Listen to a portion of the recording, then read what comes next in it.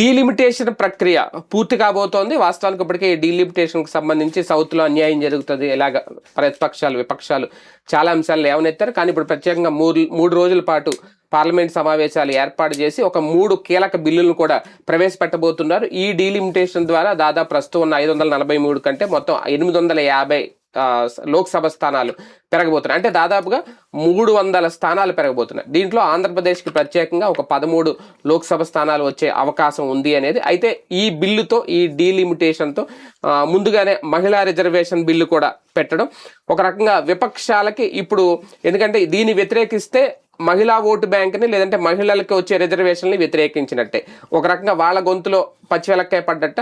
మోడీ ఇప్పుడు ఈ 5 రాష్ట్రాల ఎన్నికలు జరుగుతున్న నేపథ్యంలో ఇప్పుడు సడన్గా ఈ బిల్లు పెట్టడం రేపు 2029 ఎన్నికలకి ఒక అతిపెద్ద వ్యూహం. ఎలా చూడాలి ఈ ప్రక్రియని, ఎంతవరకు పూర్తిగా సక్సెస్ఫుల్గా కొనసాగే అవకాశం ఉంటుంది, ఇదే అంశం మీద చర్చించే ప్రయత్నం చేద్దాం. సార్, ఒక రకంగా మంచి అవకాశమే. 850 అంటే మామూలు విషయం కాదు. కానీ ముందు నుంచే ఆ బిల్డింగ్ కట్టినప్పుడే మోడీ ఒక వ్యూహాత్మకంగా వ్యవహరించారనేది. ఇప్పుడు రేపు ఈ బిల్లు ద్వారా ఎలాంటి ప్రత్యేక అంశాలు వచ్చే అవకాశం ఉంది? అంటే బిల్లు ముందు సక్సెస్ఫుల్గా అవుతుందా? అందరినీ సంతృప్తి పరిచేశారు.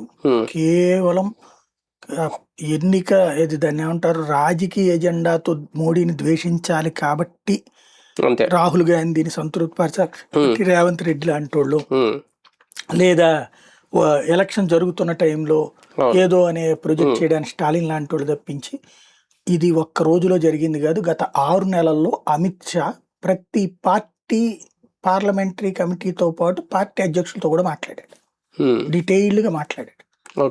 వాళ్ళ అభిప్రాయాలు తీసుకుని మళ్ళీ తనేం చేయబోతున్నాడో వాళ్ళకి ఎక్స్ప్లెయిన్ చేశాడు. They accept it. అందుకనినే వీళ్ళు ఎక్స్పెక్ట్ చేసిన వ్యతిరేకత ఏం రాలా. ఎందుకంటే ఆల్రెడీ గత 3-4 ఏళ్ల నుండి 3-4 ఏంటి 5 ఏళ్ల నుండి ఒక చర్చ జరుగుతుంది. ఏంటది? యాజ్ ఫర్ నామ్స్ 2021లో జనాభా లెక్కలు సేకరించేసి 24 కల్లా కూడా ఇది అయిపోవాలి, నియోజకవర్గాల పునర్విభజన జరగాలి. 2009లో జరిగినాయి నియోజకవర్గాలు. 2029 నాటికి నియోజకవర్గాల పునర్విభజన పూర్తయిపోవాలి యాజ్ ఫర్ నామ్స్ 20 years లో. అయితే పార్లమెంట్ నియోజకవర్గాల పునర్విభజన జరిగి 40 ఏళ్ళు అయింది. 40 సంవత్సరాల నుంచి సేమ్, అంటే ఒక తరం. ఒక యంగ్స్టర్ 15 ఏళ్ళు ఉన్నప్పుడు అనుకుంటే, లేదు 18 ఏళ్ళు ఓటు హక్కు కదా, 18 ఏళ్ళు ఉన్నోడు తన 40 అంటే 58 వచ్చేసింది, రిటైర్మెంట్ వయసు వచ్చేసి పార్లమెంట్ సీట్లు పెరగల. ఎంత నష్టపోయింది? 2 తరాలు నష్టపోయినట్టు. అందుకే జనాభా లెక్కలు కూడా తేలలేదు కదా, జనాభా పెరిగిందా లేదు ఇప్పుడు తెలుస్తుంది. అది జనాభా లెక్కలు పెద్ద ఇష్యూ కాదు. నియోజకవర్గాల పునర్విభజన అనేది ఒక ఆస్పెక్ట్. జనాభా లెక్కలు అంకే అది ఎట్లాగూ వాడు నువ్వు కౌంట్ జనాభా పెరుగుతుంది కదా సార్. జనాభా లెక్కలు ఇవాళ కొత్తగా ఎత్తుక్కోనక్కర్లా. ఇప్పుడంటే సరే తప్పదు కాబట్టి రాస్తున్నారు. కానీ ఇవాళ ఇదివరకటి రోజుల్లో ఏంటంటే మనకి జనాభా లెక్కలు ఎందుకు అవసరం అంటే, ఇళ్లల్లో కనేవాళ్ళు. ఇప్పుడు గవర్నమెంట్ హాస్పిటల్ కావచ్చు, ప్రైవేట్ హాస్పిటల్ కావచ్చు, సమ్ నర్సింగ్ హాస్పిటల్ ఎక్కడైతే జరుగుతున్నదో ఇవాళ ఉన్న యాజ్ ఫర్ నామ్స్ దేశవ్యాప్తంగా ఏ రాష్ట్రంలోనైనా సరే automatic registration municipality panchayat corporation లో ఉంది. ప్రతిరోజు నీకు అక్కడ ఇవ్వగానే ఆన్లైన్ లో వాళ్ళు అప్ చేసేయాలి డాక్టర్. కార్పొరేషన్ మున్సిపాలిటీ పంచాయతీలు అయిపోతుంది. మీకు చూస్తే ఇప్పుడు నేను నా భార్య పేరుతో సో అబ్బాయి పుట్టాడు అనేసి అక్కడ రిజిస్టర్ అవుతుంది. తర్వాత నేమ్ ఇంక్లూడింగ్ అనేది ఒక రోజున అప్లికేషన్ పెట్టుకోవడం, డేట్ ఆఫ్ బర్త్ సర్టిఫికెట్ అడగడం, ఆధార్ అంటే తర్వాత రోజుల్లో వచ్చినాయి ఇప్పుడు. కాబట్టి ఎంతమంది ఉంటున్నారో అక్కడ తెలుసు ప్రభుత్వానికి. జనాభా లెక్క క్లియర్ గా ఉంది. వాళ్ళ మన లెక్క 145 కోట్లు, 150 అంటున్నారు కానీ 145. ఏది మొన్న 2021కి మనకు వచ్చిన లెక్క. ఇప్పటికి ఈ 5 కోట్లు ఏమైనా పెరిగితే పెరిగి ఉండాలి. అది ఇంకోటి పెరుగుదలలో తరుగుదల కూడా ఉంది. ఇక్కడ మోడీ అమిత్ షా చేసిన పని ఏంటంటే, నేను ఒక 2 సీనియర్ ఎంపీలతో మాట్లాడినప్పుడు నాకున్న సమాచారం ఏంటంటే, నేను అడిగా, ఇప్పుడు ప్రభుత్వం ఎవడ అధికారంలో ఉంటే వాళ్ళ చేతికే నియోజకవర్గాల చేతికి వెళ్ళిపోతుంది కదా, అప్పుడు ప్రతిపక్షంలో ఉన్న వాళ్ళు దెబ్బతింటారు కదా మీరు అన్నటువంటి పాయింట్ నేను 2 రాష్ట్రాల్లోనూ అడిగితే కరెక్టే. కానీ అసెంబ్లీకి ఆ ఛాయిస్ ఉంది, పార్లమెంట్ సీట్లకి ఆ ఛాయిస్ లేకుండా చూస్తానని హామీ ఇచ్చాడు ఆయన. ఎట్లాగంటే ఫర్ ఎగ్జాంపుల్ మహిళా రిజర్వేషన్ టాప్ 3 లిస్ట్ తీస్తారట, మహిళలే ఉన్నది. లాటరీ తీస్తారట అందులో ఒకళ్ళకి. మళ్ళీ నెక్స్ట్ 3 ఉమ్, ఇట్లాగ వచ్చినప్పుడు లోకల్ ప్రభుత్వం గేమ్ నడపడానికి లేదు. ఉమ్, పార్లమెంట్ వరకు అవును. ఎస్సీ సీట్లైనా అంతేనట. ఉమ్, టాప్ 3 టాప్ 5 లెక్క కట్టి 5 లాటరీ తీసి 1. ఉమ్, ఇది చేసేది కేంద్ర డీలిమిటేషన్ కమిటీ. ఉమ్, ఉమ్, కాబట్టి ఇందులో ప్రభుత్వాలు కావాలని కెలకడానికి లేదు. అక్కడ ఉమ్, ఉమ్, ప్రభుత్వాలు ఇచ్చేది డేటా. ఏది నియోజకవర్గం ఇప్పుడు 13 పెంచాలంటే ఇంకో నియోజకవర్గాల్లో తగ్గించాలి కదా. అవును. ఉమ్, అది కొంత వీళ్ళకి వెసులుబాటు ఉంటుంది ఉమ్, అవును. ఉమ్, పార్లమెంటు దాంట్లో. అలాగే అసెంబ్లీ సీట్లు అయితే వీళ్ళ చేతుల్లోనే ఉంటాయి. ఉమ్, ఇదంతా తెలిసి ఫస్ట్ మెయిన్ ఎక్కడ కన్విన్స్ అయ్యారంటే ప్రతి ఒక్కళ్ళు జనాభా ప్రాతిపదికనే నియోజకవర్గాల పునర్విభజన జరగాలన్నది మనకి ఇంతవరకు ఉన్న నామ్స్, ఉమ్, సంప్రదాయం. రాజ్యాంగంలో రాయాలి అట్లా, ఉమ్, సంప్రదాయం అది. ఆ సంప్రదాయం అమలులో చూసుకుంటే దక్షిణాది నష్టపోతుంది. ఉమ్, ఎందుకని మనకి 9 పార్లమెంట్ సీట్లు తగ్గుతాయి ఆంధ్రాకి, ఉమ్, ఉమ్, తెలంగాణకి దాదాపు 7-8 తగ్గిపోతాయి. ఉమ్, అంటే ఉన్న 25లో పోతాయి మనకి, అదే. 12-15కో మిగిలిపోతాం మనం. ఉమ్, తెలంగాణ కూడా 17 నుంచి అది 8కో 10కో మిగిలిపోతుంది ఉమ్, ఉమ్, జనాభా లెక్కలేస్తే. ఎందుకని 10 లక్షల ఓటర్లకి 1 అని పెట్టుకుంటే ఉమ్, దెబ్బతింటాం. అవును. అదే ఉత్తరప్రదేశ్ లాంటి దానికైతే 250 దాకా వెళ్ళిపోతాయి సీట్లు. ఉమ్, అది మనం అప్పుడు వ్యతిరేకించింది. ఇప్పుడు ఏమన్నాడు, ఆల్ 50% హైక్ అన్నాడు. ఉమ్, 50% హైక్ వచ్చినప్పుడు ఇంకా అందులో దక్షిణాది తగ్గడం, నార్త్ ఈస్ట్ తగ్గడం, నార్త్ పెరగడం ఏముంది. అవును. యాక్చువల్గా నార్త్ ఇండియాలో ఫ్లోటింగ్ పాపులేషన్ ఇదే, పాపులేషన్ ఎక్కువ. తొందరగా వాళ్ళు 2-3 కంటారు. అవునవును. ఈశాన్య రాష్ట్రాల్లో తక్కువే, పశ్చిమంలో తక్కువే, దక్షిణాదిలో తక్కువే. అవును. కాబట్టి ఈ 3 నష్టపోయేది. నార్త్ ఇండియా వచ్చేటప్పటికి ఫర్ ఎగ్జాంపుల్ 850 సీట్ల 700 ఆళ్లే వస్తే ఉమ్, అయిపోలేక అసలు దేశం నాశనం అయిపోద్ది కదా. ఉమ్, అలాంటి స్టేజ్ రాకుండా అందరికీ 50% పెంచేశాడు. ఉమ్, ఉమ్, ఇక దీంట్లో అందరికీ పాస్ చేసి పడేస్తుంటే ఉమ్, ఇంకేముంది. ఇంకోటి మహిళా రిజర్వేషన్ మహిళా పెడుతున్నారు. రిజర్వేషన్. మహిళా రిజర్వేషన్ల వల్ల నష్టం కూడా రాకుండా చేశారు. ఉమ్, ఇప్పుడు మహిళా రిజర్వేషన్ 33%, అవును. ఇప్పుడు పెంచిన సీట్లు 50, ఉమ్, 50 to 54, ఉమ్, కొన్ని 15 వేసుకోండి. అందులో చూసుకున్న 13 పోను 12 ఎక్స్ట్రా మగాళ్ళకి వచ్చినట్టే కదా. అదే. అవును. ఉమ్, ఆ విధంగా. కాకపోతే మగాళ్ళు మొత్తం కోరుకోవచ్చు, ఉమ్, అట్లా కాదు కదా. ఇప్పుడు గెలిచిన వాళ్ళు ఉన్నారు కదా ఎంపీలుగా మహిళలు కూడా. అవును. అవును. కాబట్టి మహిళలకు ఒక భరోసా వచ్చింది. ఉమ్, ఎన్ని దాదాపు 280 వస్తాయంట మహిళలకి. టోటల్ గా 850లో 33 అదే 280. ఉమ్, ఉమ్, ఆటోమేటిక్ గా వచ్చేస్తాయి. ఉమ్, ఈవెన్ అసెంబ్లీలో కూడా వస్తాయి. ఉమ్, అనేక మంది మహిళలు ఎంటర్ అవ్వడం వల్ల ఒక బెనిఫిట్ ఏంటంటే మహిళా సమస్యలే కదా, మగాళ్ళ సమస్యలు. ఇప్పుడు మగవాళ్ళు ఆడాళ్ళ సమస్యలపై చర్చిస్తారు, ఉమ్, ఆడాళ్ళు మగాళ్ళ సమస్యలు చర్చిస్తారు రేపు పొద్దున చచ్చినట్టు. అవును. ఉమ్, ఆ విధంగా మగాళ్ళ సమస్యలు కూడా పరిష్కారం లభిస్తుంది.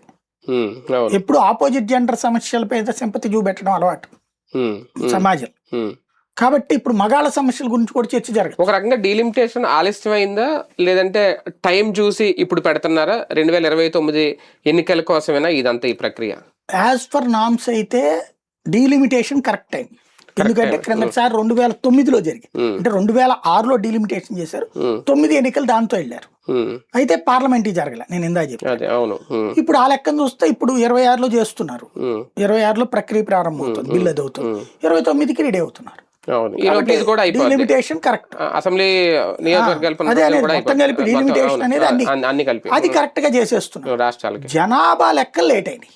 జనాభా లెక్కలు 21లో జరగాలి, 11లో జరిగినాయి. 21లో జరగాల్సింది కరోనా కారణంగా 3 ఏళ్ళు ఆగింది, 2 ఏళ్ళు.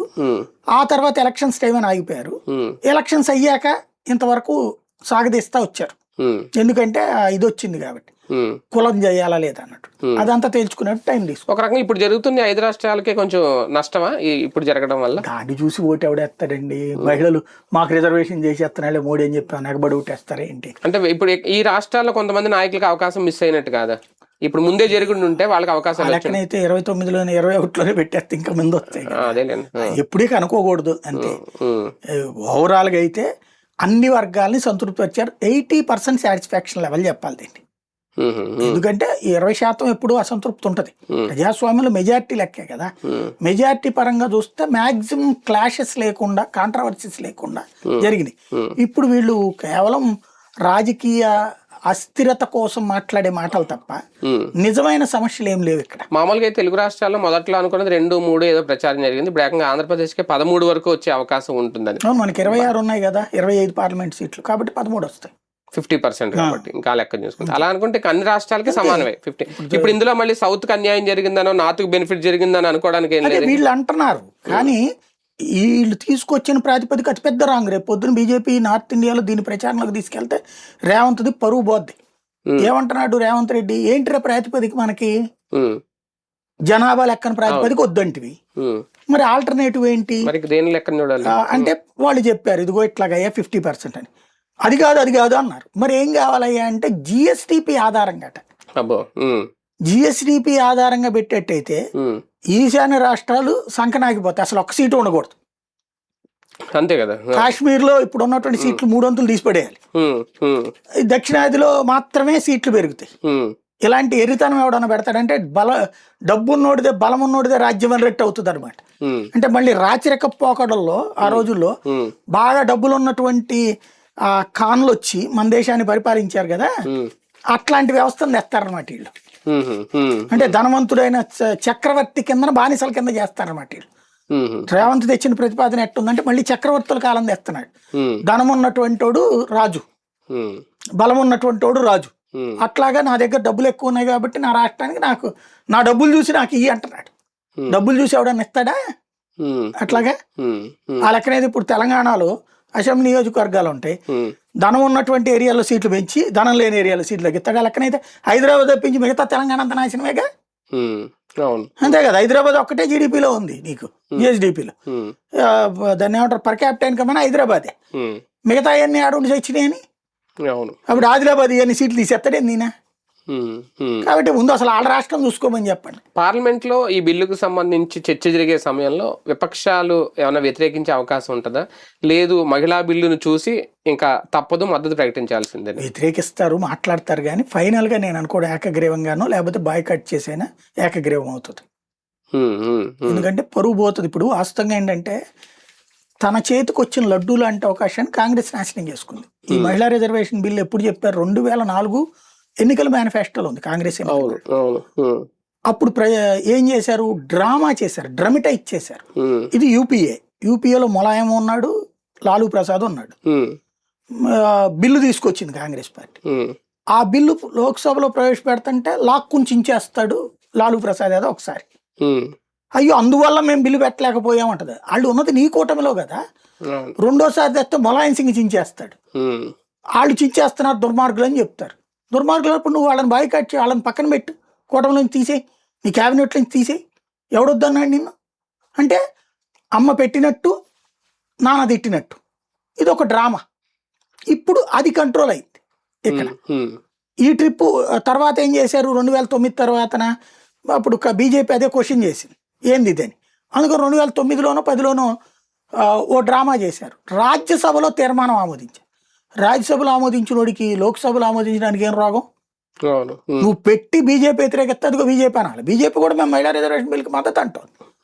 నువ్వు పెట్టలా అంటే కేవలం మహిళా రిజర్వేషన్ మేము తెస్తామని మాట ఇచ్చాము, మా మహిళా అధ్యక్షురాలు ఉందని సొలి తప్పించి ఏం లేదు. మహిళా అధ్యక్షురాలు ఎందుకు అయింది? ఏ దిక్కు లేదు కాబట్టి. అంత మించి ఏమి వారసత్వంగా కష్టపడి వచ్చిన ఆవిడ కాదు కదా. ఆవిడ ఉంది కాబట్టి ఇంకా మహిళా రిజర్వేషన్ అక్కర్లేదంటే సోనియా గాంధీ పార్టీ అధ్యక్షురాలు కూడా మహిళా రిజర్వేషన్ అక్కర్లేదా? నాటకాలకి ఏదో మహిళా రిజర్వేషన్ చెప్తాను. సోనియా గాంధీ అధ్యక్షురాలు ఉండగానే జాతకాలకి ఇప్పుడు మగాడు అధ్యక్షుడు అయ్యాక వస్తుంది మహిళా రిజర్వేషన్, అది చెప్పుకోవాలి. ఈ బిల్ పాస్ అయిన తర్వాత తదుపరి ఎలక్షన్ నుంచి బిల్లు అదే ప్రకటిస్తారా? అంటే అమల్లోకి వస్తుందా? లేదు 29 ఎన్నికలు జరిగితేనే అమల్లోకి వస్తుందా? ఆ కాజు అని ఉంటుంది. 29 ఎన్నికల నుంచి అనుకుంటా. అంటే వీళ్ళు ఏదో ఇప్పుడు జమిలీ వచ్చి 27 గానీ 28 గానీ వస్తాయి అంటున్నారు కదా. జమిలీ కూడా 29లోనే జరుగుతుంది. నియోజకవర్గాల పునర్విభజన, జనాభా లెక్కలు ఇవన్నీ పూర్తవడానికి 28 ఎండింగ్ అవుతుంది. అయిన తర్వాత 29లో జమిలీ ఎన్నికలు. అది జనవరిలో జరుగుతాయా జూన్లో జరుగుతాయా? అంటే నెలలు ముందుకు రావచ్చు, లేదంటే వెనక్కి వెళ్ళొచ్చు. అది 28 డిసెంబర్లో జరగచ్చు. ఎందుకంటే 6 రాష్ట్రాలకి, ఇప్పుడు 4 రాష్ట్రాలు మధ్యప్రదేశ్, రాజస్థాన్, ఛత్తీస్గఢ్, తెలంగాణ అప్పుడే ఎన్నికలు జరుగుతాయి కాబట్టి అట్లాగా వాటితో కలిపేసి ప్రీపోన్ చేసుకుని మన ఆంధ్ర ఇవన్నిటిని ఈ దగ్గరగా 5 రాష్ట్రాలకి జరుగుతాయి. ఎండింగ్ లో మళ్ళీ ఇంకో 2-3 మొత్తం రాష్ట్రాలు 12 అనుకుంటా అప్పుడు అదే అవి ఈశాన్య రాష్ట్రాలు అది కలిపి. మొత్తం కలిపి ఆ 12కి కలిపేసేసి ఒకసారి జరిపి మళ్ళీ నెక్స్ట్ ఇంకొక టర్మ్ లో పెట్టుకోవడం అట్లా చేయొచ్చు. కాబట్టి జమిలికి నాకు కొంత అయోమయం ఉంది. అంటే 6 నెలల ముందుకు వస్తుంది. అది పెద్ద కష్టం కాదు, అందులో బీజేపీ పాలిత రాష్ట్రాలు ఎక్కువ 12 రాష్ట్రాలు కాబట్టి. అయితే అది జరుగుతుందా లేదా అనేది మాత్రం నాకు అక్కడ కన్ఫ్యూజన్ ఉంది. పబ్లిక్ కాన్స్టిట్యూషన్ ఎట్లా చేయగలుగుతారు అన్నటువంటి. మహిళా రిజర్వేషన్ అమలు అవుతుంది, నియోజకవర్గాల పునర్విభజన జరుగుతుంది. ఈ రెండు మాత్రం ఖాయం 2029. ఎన్డీఏ కూటమికి ఇది కలిసి వచ్చేదేనా రేపొద్దున్న? అది చెప్పలేము, జడ్జిమెంట్లు అది ఇవ్వలేము. ఎందుకంటే అలా చేసినంత మాత్రాన్ని గెలుస్తారన్న రూల్ ఏముంది. ఇప్పుడు గతంలో నియోజకవర్గాల పునర్విభజన చేసింది కాంగ్రెస్ టైంలో 40 ఏళ్ల క్రితం, ఈవెన్ 2009లో కూడా. 2009లో అది ఉపయోగపడింది. అంటే అప్పుడు గెలిచారు, 14లో ఓడిపోయారు. అవును 14లో ఓడిపోయారు. అంటే అప్పుడు అయిపోయింది కదా అది. తర్వాత పనికి వచ్చింది కానీ తర్వాత కంటిన్యూ, అంటే దాని ఎఫెక్ట్ కంటిన్యూటీ లేదు. ముందు ఇమీడియట్ గా అయితే గెలిచారు, కలిసి వచ్చింది కదా. ఆ టైప్ లో వచ్చాము ఇప్పుడు. అదే కదా, రైట్. చూద్దాం. మొత్తానికి డీలిమిటేషన్ ప్రక్రియ ఇప్పుడు అధికారికంగా బిల్లు ప్రవేశపెట్టబోతున్నారు. 3 రోజుల పాటు పార్లమెంటులో ప్రత్యేక సమావేశాలు, దాదాపు సుమారుగా 18 గంటల పాటు ఈ 3 బిల్లుల మీద చర్చిస్తారట. చర్చించి మరి ఎలాంటి ఆమోద ముద్ర లభిస్తుంది, తర్వాత పరిణామాలు ఎలా ఉంటాయి వేచి చూద్దాం.